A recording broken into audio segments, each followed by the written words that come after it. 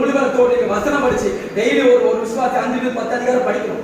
நீங்க 10 அதிகாரம் வசனம் படிச்சு தெய்வத்தை ஆராய்ச்சி உண்மையா இருந்து பாருங்க, உங்க வாழ்க்கையே மாறும். ஹalleluya, ஆமென், ஆமென். அது வசனம் படிச்சேன், நான் வசனம் நல்லா படிக்கிறேன் அப்படின்னா படிக்கிறேன்னு சொல்லிட்டு கவலைப்படக்கூடாது. ஹalleluya. ஒவ்வொரு நாளா வசனம் படிப்பாங்க, ஒரு புக்கு ஃபுல்லா முடிப்பாங்க, ஆனா வருத்தப்படுவாங்க.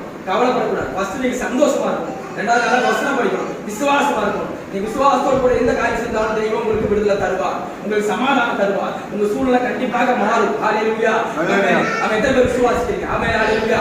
நம்ம தெய்வம் இன்றும் ஜீவிக்கிற தெய்வம். ஹalleluya. நம்ம தெய்வம் இன்றும் பேசுகிற தெய்வம். அவர் பேசாத கண்டோ மரணம் அல்ல. ஹalleluya, ஆமென். அவர் விசுவாசத்துக்கு அவர் இன்னும் நன்மை செய்து கொண்டுதான் இருக்கார். ஹalleluya.